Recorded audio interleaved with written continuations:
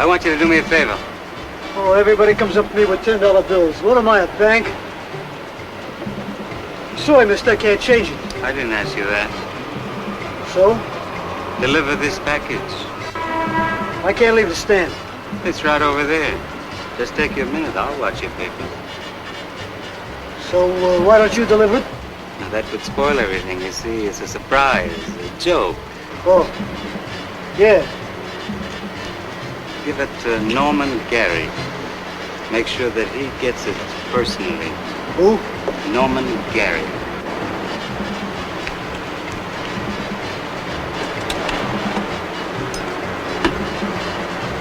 Well, what's your apartment number? 1B.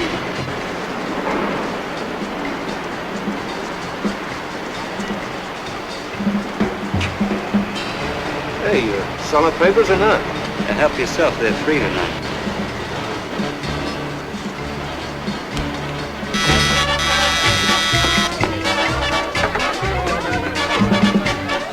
Norman Garry live here? Yes, he does. Get this package. I'll take it. Thank you very much.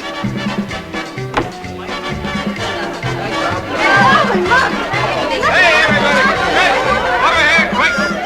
The grand opening. Get the table clean off now. Stand back. It might be a large grapefruit sandwich now. Take up. And there.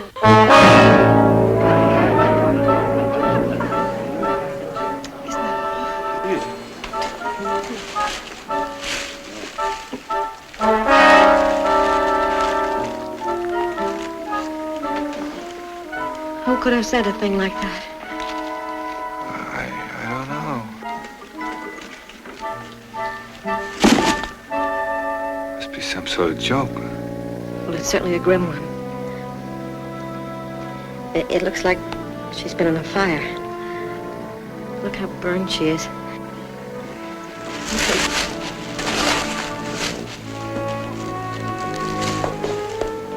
Norman, what is it? Are you ill, darling? No.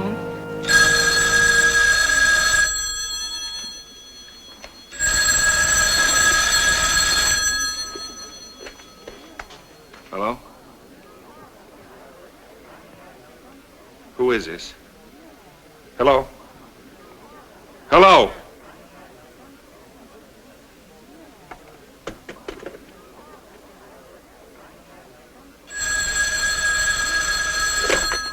Hello? Hello?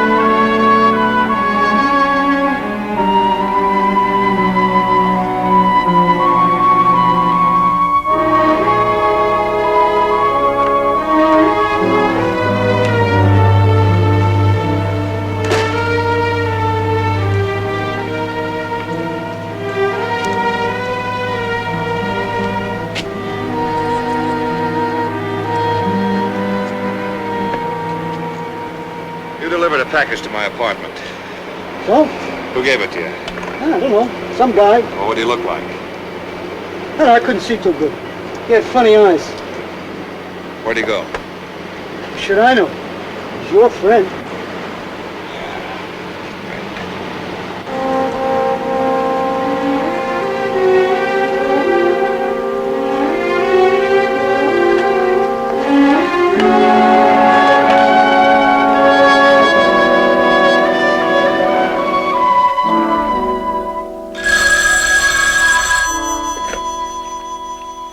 Yeah. All right, send him up. Guy downstairs says somebody's out to murder him. Well, we'll use it for a break and then get back to these later. Anybody for coffee? Good idea, Frank. Frank. Lieutenant Parker? Right over there. You like some coffee? No, thank you.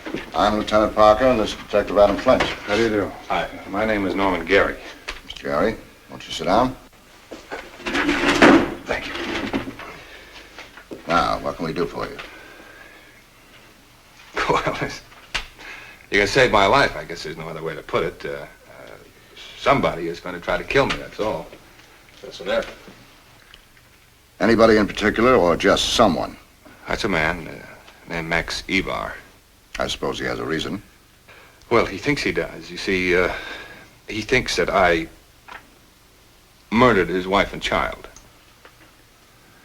Maybe you better explain. Now, take your time. We're very good listeners. Well, I got a whole lot to tell about it. You see, is that all right for you? Yeah, go right ahead. You see, I used to own a printing plant, and the Evars had a house right next door. Then one night, the plant burned down, and their house, only a few feet away, it burned too, and Mrs. Evar and a child were... Max, he went crazy. I didn't blame him. I don't blame him now, but you see, he thinks that I did it. Did you, Mr. Garry? Mr. Flint, I wasn't even in the neighborhood when it happened, and Max knows that, but he's got this thing in his mind. He just wanted to go. I don't know what to do. I don't want to bring him any more trouble, but you see, I think this thing has finally driven him over the edge. Mr. Garry, when did this printing plant of yours burn? About a year ago. And this man, has he been following you ever since? No. He made a lot of wild threats afterwards, and I don't know what happened to him. I didn't hear from him or about him until tonight. Take it easy, Mr. Garry. Mr. Parker, take it easy. Don't you understand? This man hates me. He is going to try to kill me. We understand, Mr. Garry. Well, then what are you going to do about it? There isn't a great deal we can do about it. The police can't act until a crime has been committed. Oh, you mean you're just going to wait until he kills me before you make a move? Is that it? No, I didn't say that. Threats are like a gambler's alibi. Mostly noise. Not always, but mostly. If we arrested every person who ever threatened anybody, everybody'd be in jail. My wife is always going to kill me when I come home late for dinner. I always am. Mr. Parker, Max Evar is not your wife. He means what he says. So does my wife, at the time. You mean then you won't help me? Now, look, Mr. Garry, we can pick this man up on misdemeanor charges if you have witnesses to the threats. Well, it's only a civil court action anyway. And then he'd be out in no time. I know, I thought that's how it would be. Where was this man the night of the fire? He was at work. He had some sort of concession at that amusement park across the river. Maybe he still does, I don't know. Was there an investigation? Of the fire? Yeah. Yes. Were you cleared? Completely, but Max is not convinced about that. Why not? I don't know. I suppose that when a thing like this happens, you have to have somebody to blame. We got along very well together, what little I saw of him. I think that this thing, it's made him crazy. I'm sorry, Mr. Garry. You're sorry? Well, that's a great help to me. I come in here with my life threatened, and all the New York Police Department can say is that they're sorry? What am I supposed to do, walk out of here alone and make myself as small a target as possible? Now, look, Mr. Garry, there are rules. And these rules were not made by ignorant men. To make it sensible, they had to draw a line. That line was drawn in the area of overt action. Can you understand that? I don't understand anything except I come in here for help, and all I get is excuses instead. Garry, if you'll behave yourself, this thing will blow over. If you don't, and you know what I'm talking about, you'll wind up just the way Evar wants you to. It'll just take a little longer, that's all. Thank you for the advice. Don't mention it. And one more thing. Give your name, address, and place of business to the desk sergeant downstairs. We may drop in to see you. Be sure you stop by a florist first, will you?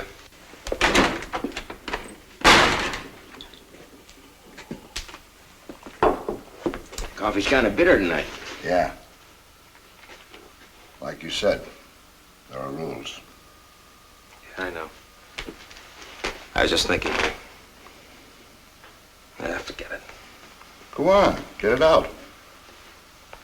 Well, I was thinking about that time that Mrs. Lindsay called on us to help her. Remember that? How were we supposed to know? A man says he's gonna kill a woman because her dog's barking too much. What could we do? Nothing, Mike. Just go to the funeral. Alan, there are too many crimes already committed to keep us busy. Why get involved? Yeah. Hi, hope I'm intruding. Oh, hi, Lynn. Hey, you early. Well, somebody has to make the first step in this pas de deux. Why? Why? I want to stake my claim for this body right now before rigor mortis sets in. Better take it with you. I'm finished with it. Thank you very much. I promise to return it in good condition. Oh, well, in fairly good condition, that is. See you, fellas. Yeah. Have fun.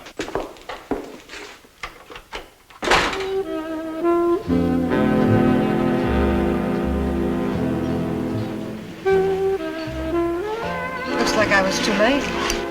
Rigor mortis has already set in. Does it show? I thought you promised to leave everything at the station. I'm sorry, baby. I was just thinking about a guy. And he's in trouble. Yeah. Kind of big trouble. He claims that somebody's out to kill him. Is it true? I don't know. We get hundreds of complaints every day. I have a hunch about this one. I didn't think policemen had hunches. Yes, we do. As a matter of fact, we carry them in our back pockets. Come on, forget it. It's not your problem, it's not my problem. I think I've got a better hunch than you have. Oh? It's a pre-war hunch. You want to know what it tells me? Yeah. It tells me that this nice man's problem is yours. Well, can I have my own life to lead? I mean, I can't go following every problem that goes out of our office. But you know, this one really is different. I tell you what. What? You get rid of me, then get rid of the problem, then pick me up again. The band will be here a few more days. Sure you don't mind?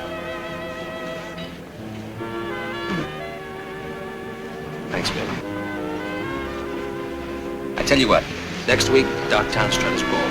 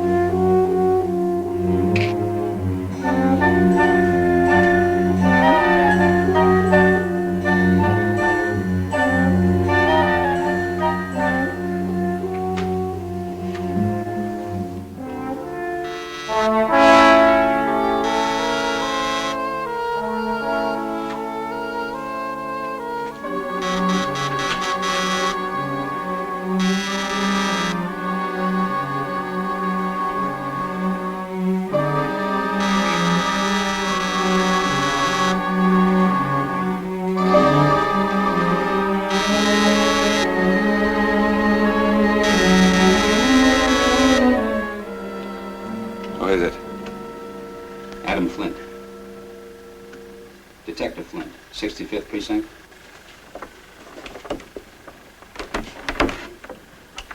May I come in? I'd like to see you. What for? You had all you had to say, or are you selling tickets to the policeman's ball? Now, look, Mr. Garry, I can understand you might be a little bitter. Oh, thanks. That's a Police big help. department can actually do nothing about it. Great. I'll have my killer notify you when he's done the job then, all right? Look, Garry, I'm here on my own time. I came here because I thought maybe I could help. Thanks.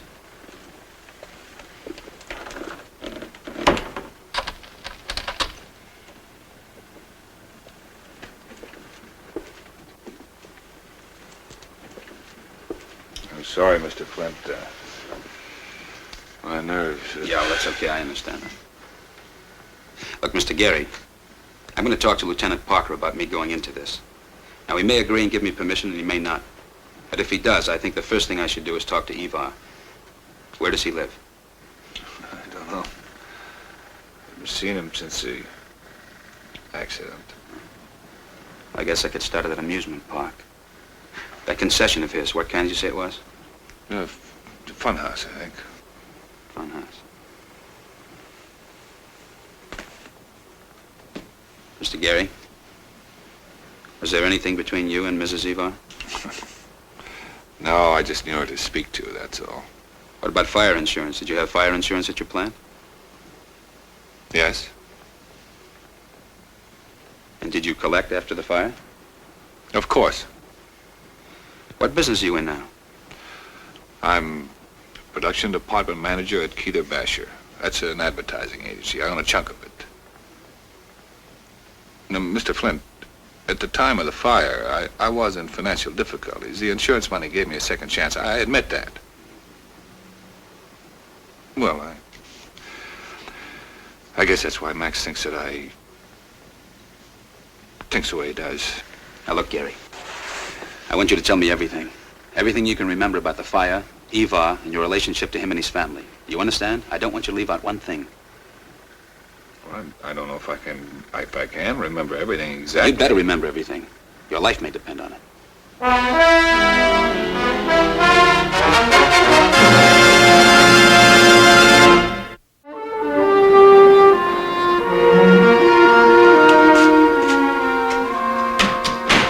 Good morning.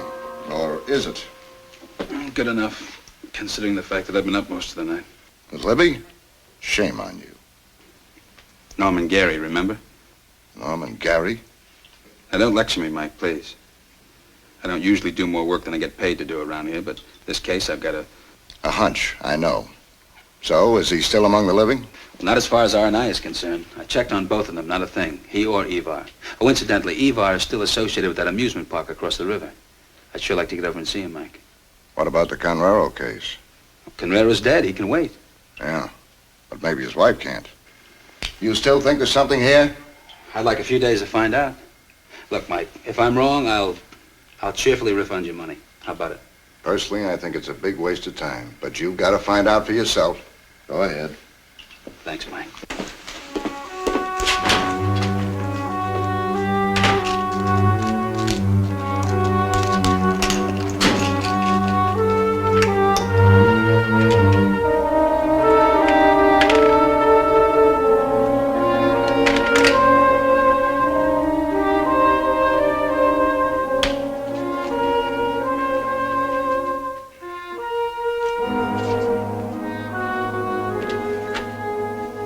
Sketches you wanted to see. Hey, you should go home. Home. Really, you look awful. All right. I look awful. I'm an advertising man, and advertising men are supposed to look awful. I'm sorry, Vicky. I didn't mean to talk to you like that. Then why did you? I don't know. It's the work, I guess. No, it isn't. Something's happened. It's something important, and you won't tell me. I can't, Vicky. Listen, Norm. We're going to be married.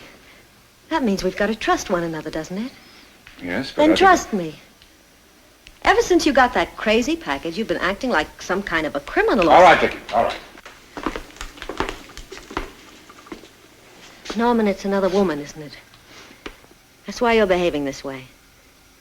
It's a woman you used to know, and you're afraid I'll be hurt. Oh, Vicky.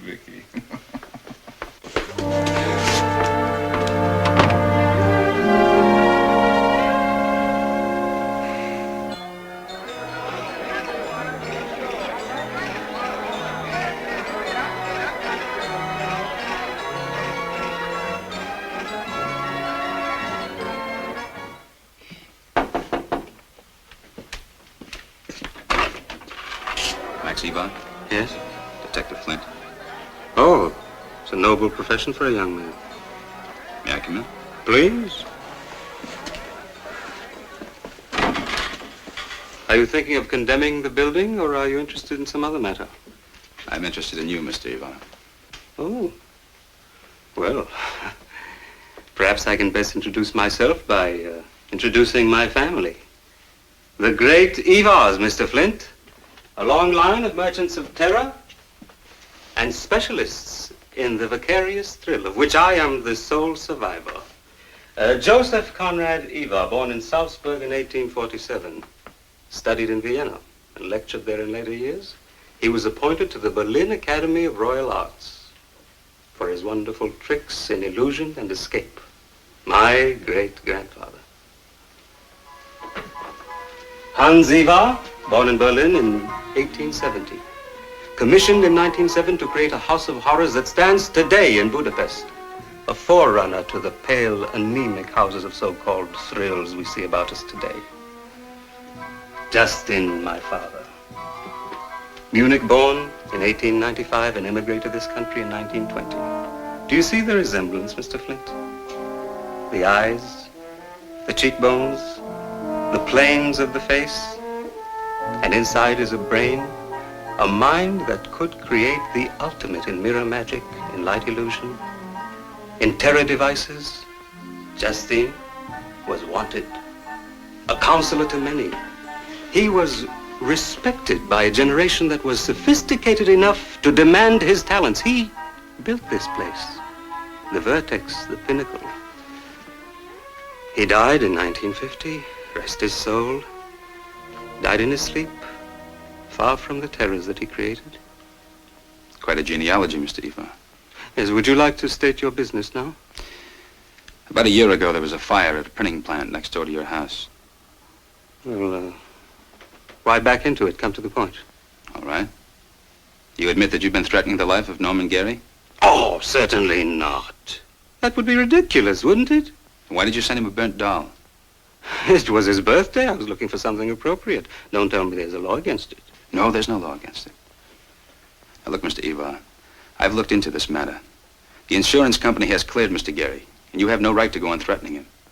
True, I considered Norman responsible for the fire at first, but I thought it over a great deal during the last year. And when his birthday arrived, I wanted to see whether my desire for revenge had truly evaporated. I sent him the doll. It was a crude trick. But Norman scares so easily. You see, with my lineage, I can't resist taking advantage of such a weakness. Then does this mean you're going to leave him alone? Oh, yes. But I want you to know that it's Norman's loss and not mine. You see, to be terrified lends real meaning to life. Even the vicarious thrill of a funhouse is something that no child should miss. If he misses that harmless thrill, then when he grows up, he'll find other thrills that are not so harmless. Atavism, Mr. Flint, human nature. We love to be scared. Is there anything else? No, that's it, Mr. Evar. It's extraordinary. What's that? I manufacture nightmares for children, yet I am living with the most awful nightmare of them all.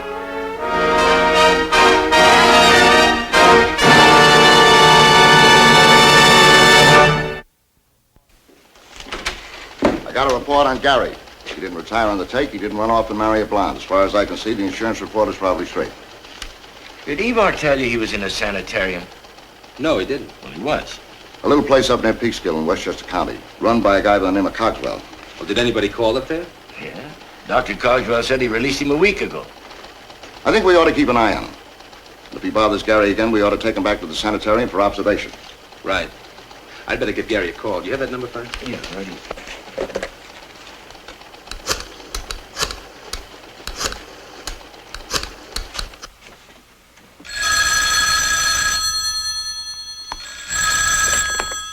Hello.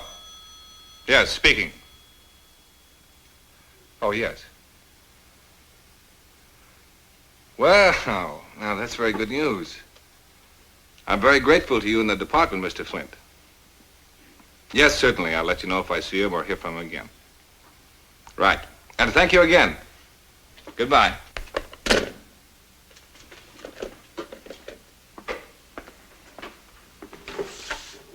Vicky, could you come in here, please?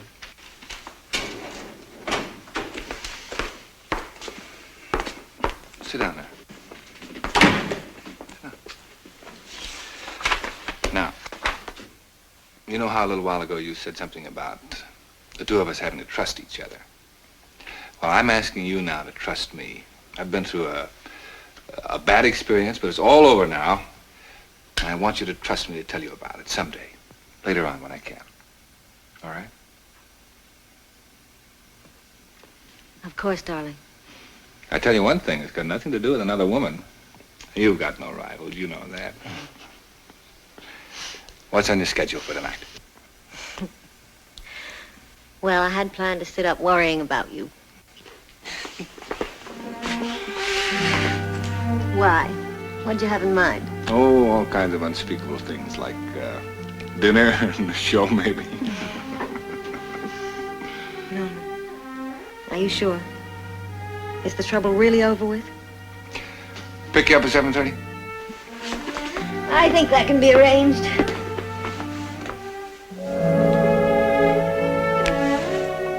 Darling, you will tell me someday, won't you? Someday. 7:30? No.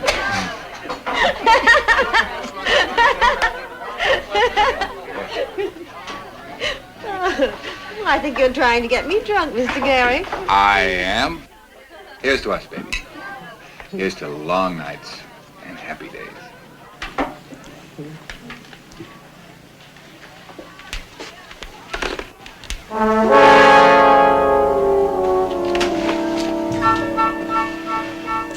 Hello, Norman.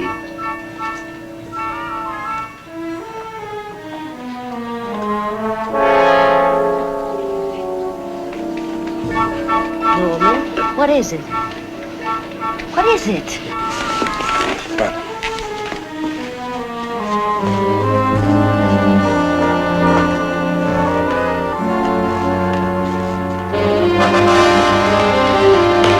Taxi! Cab! Why the hurry? What's gotten into you?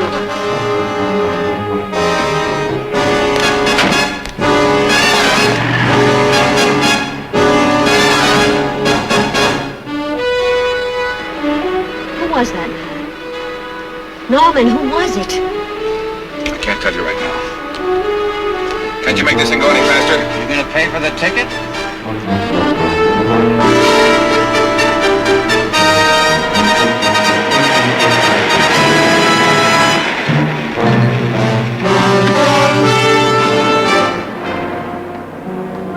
Aren't you even going to see me to the door? I'll call you later.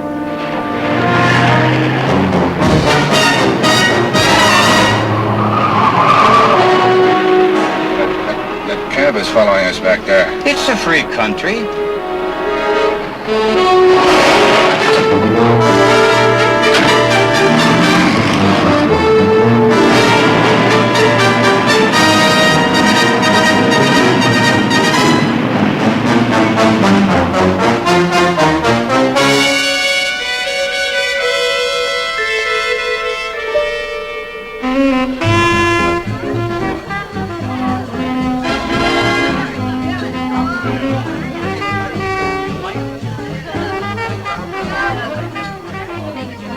What'd you have, mister?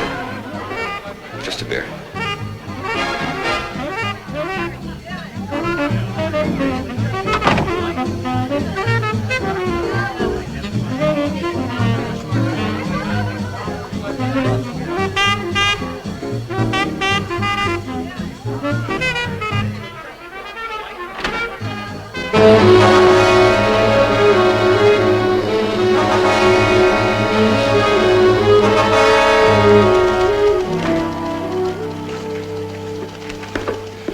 Adam Flint.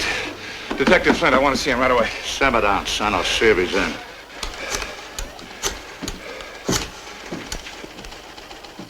There's a man down here who wants to see you. He's pretty nervous and upset. What's your name, son? Norman Garry. Says his name is Norman Garry. No, you better come down. Well, Norman. You stop it. You stop following me. Stop hounding me. I had nothing to do with it.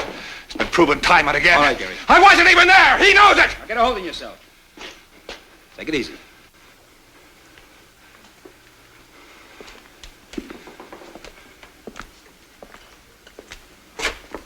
So you're Max Evar. Correct. I thought you promised Detective Flint this afternoon that you wouldn't bother Mr. Garry anymore. I'm not bothering him. It's all in his mind, just as I told you this afternoon, Mr. Flint. That's a lie. You've been following me. But why were you afraid? I only wanted to catch up with you in order to apologize. Oh, perhaps I ought to tender my apology here. Maybe a public airing of it may prove my sincerity. I don't believe you. Is there any reason why you shouldn't?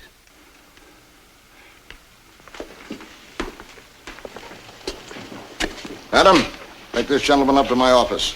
I want to have a little further conversation with him. Mr. Evar? This way.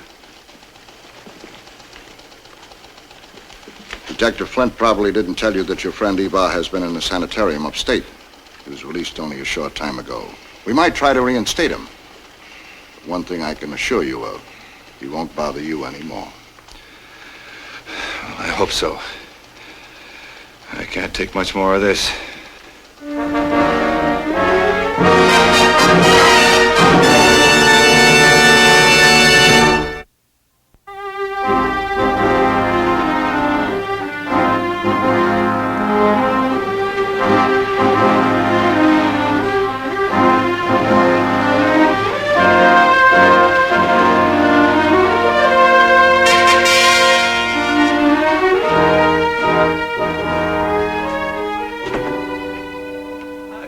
Jonas. Oh, Mr. Evar. Is Dr. Cogswell in? Oh, yes, I think he is. This way, gentlemen.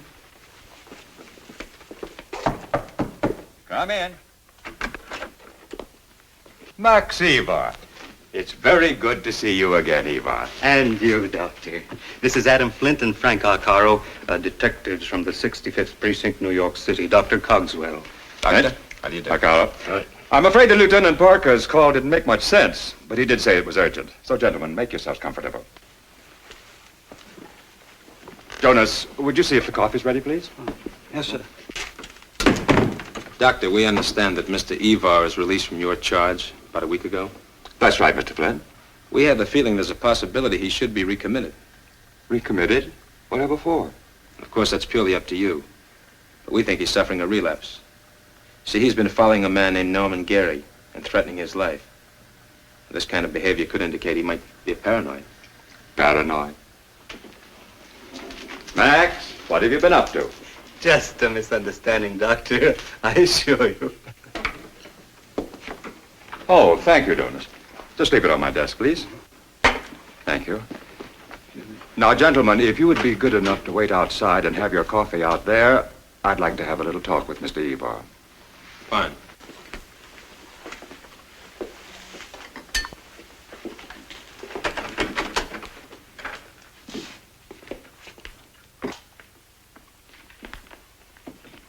That Evar's one cold cabbage. Does anything ever bother him?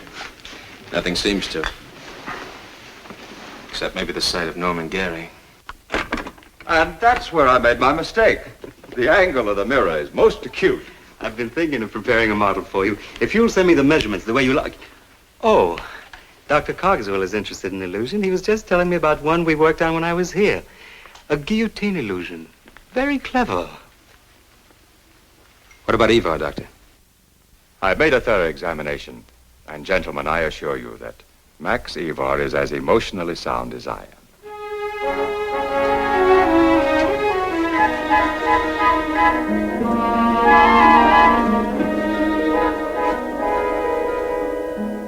Well, I'm not surprised. He's clever enough to fool 10 psychiatrists. A psychiatrist is a very hard man to fool, Mr. Garry. Harder than most policemen. Mr. Garry, you sure you've told us everything?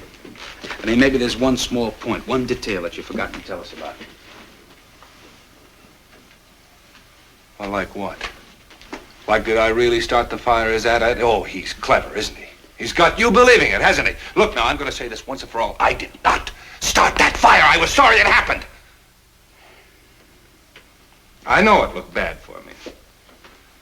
But I was sick about Mrs. Evar and the child. I'm telling you, I was sick. Nobody's asking you to tell more than the truth, if it is the truth. Well, that's the truth. May I go? Nobody's keeping you.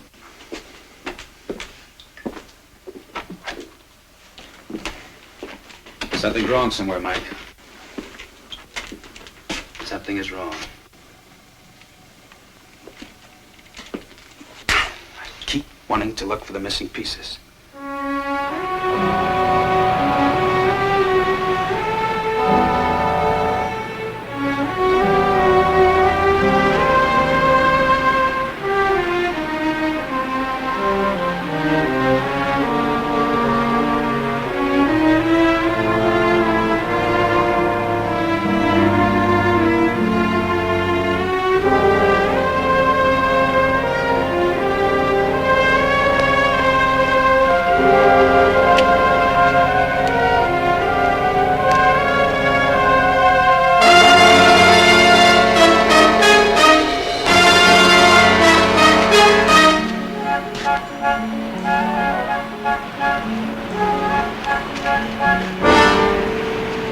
Tired of running, Norman.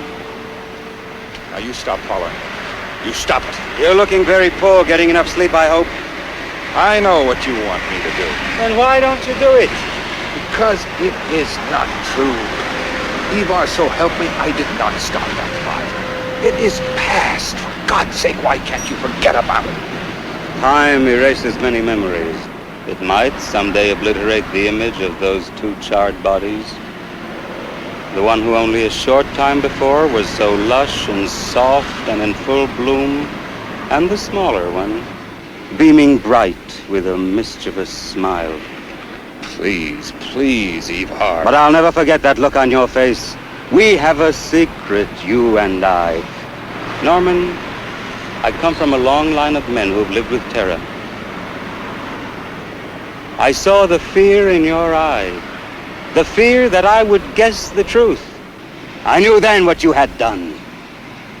Because it was this fear that gave you away, the same fear that's doing it now. Max, I've got $10,000. That's all I got. You can have it. Take it all. Just leave me alone. That would be too easy. Listen, I'm not going to kill myself. So if you're going to do it, then do it here. Do it now. But Norman, what will I do for amusement? You are all I have. However, I'll offer you an alternative. Alternative? If you will meet me at my office at the Fun House after closing, I may discuss it with you.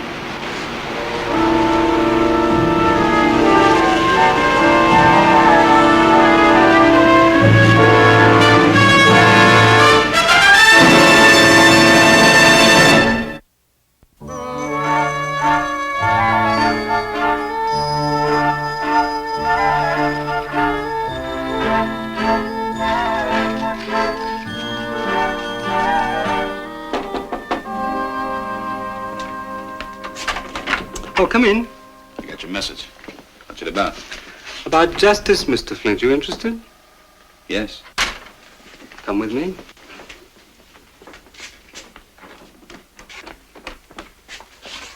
This is the brains of the fun house, Mr. Flint. It is from here that all the activities within the house are coordinated. These monitors that you see control over 24 various areas within the house. We can see what is going on at every moment. You didn't show me this when I was here before. Why? Oh, the fewer the people who know it, the better. When you know too much, it takes the fun out of things. Don't you agree? Now, through here, please.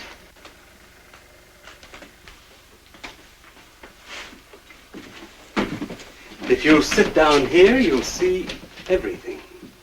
See what? You'll see, Mr. Flint, you'll see. Make yourself comfortable.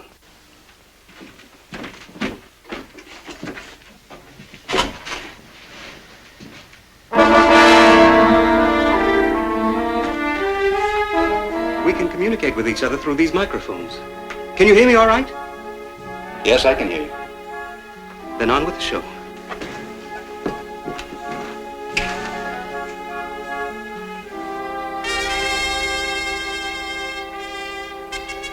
What's he doing here? He's our principal actor. Watch him.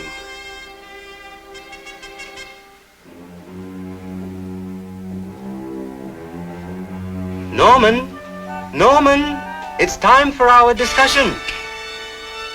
Hey! Our discussion has begun. Now listen, Max. Max, you play games with me. Max? Max!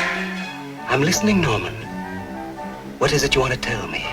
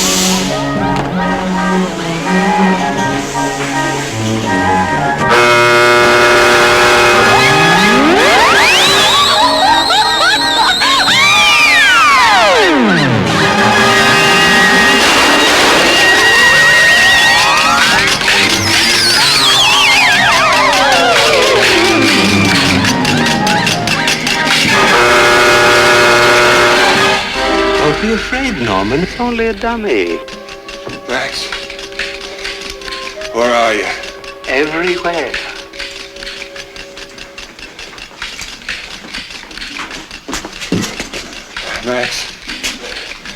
Max, for heaven's sake. Relax, Norman. There are lots of things to talk about and lots of time to talk about them. I merely want to hear you tell the truth. Evar! Patience, Mr. Flint. There's no escape from that room either. And I wouldn't try shooting through the window. The bullet couldn't possibly penetrate it.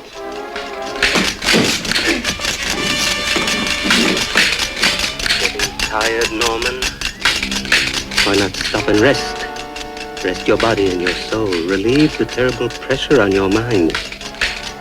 Tell me what really happened. You know as much as I know, Max. You know already.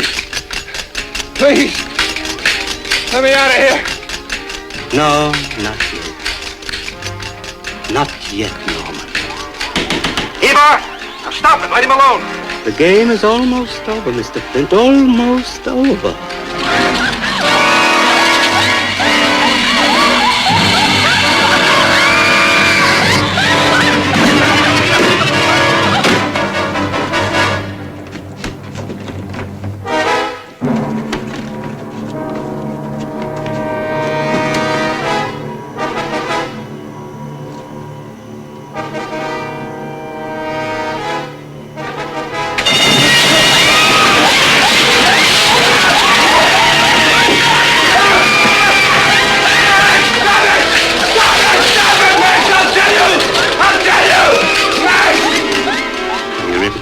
Norman? Max, I did it. I started the fire. I needed the money. Max, it wouldn't have helped if I'd gone to the police station. Would it have brought them back? Would it? Max,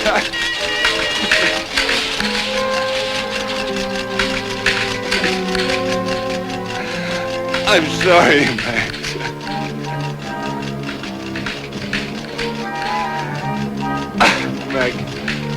Max, let me out of here with you, Max. Please, Max, let me out.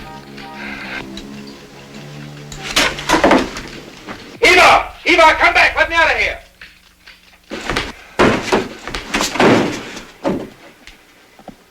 Well, Norman, now that you've confessed... Max, I didn't mean... Max!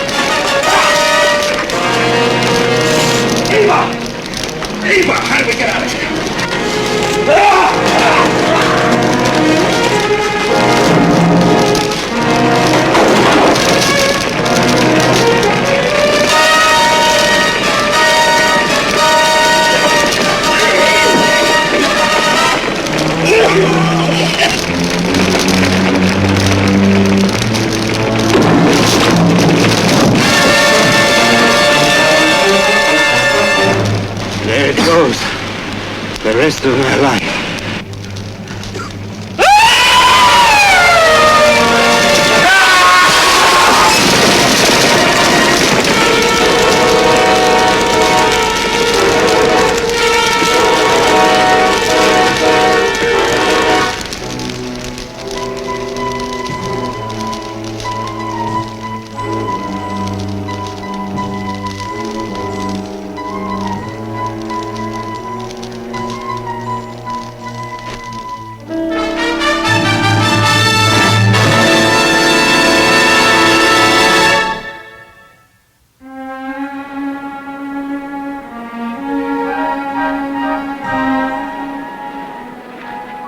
Sure a hard way to die. I know. What made you so sure of him? In my line of business, you've got to be something of a psychologist. You must know the dark interior of human beings. I knew that Norman Garry was guilty by the look of fear in his eye, by the way he behaved.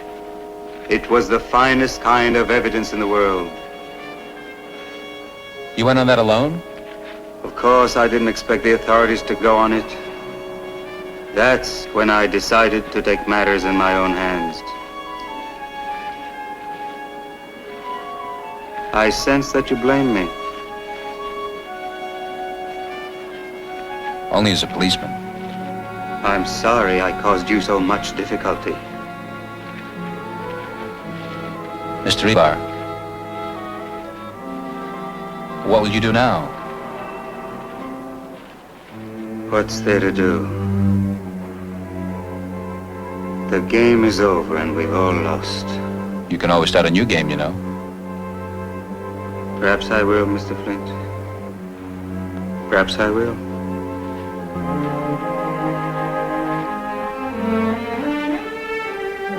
There are 8 million stories in the naked city. This has been one of them.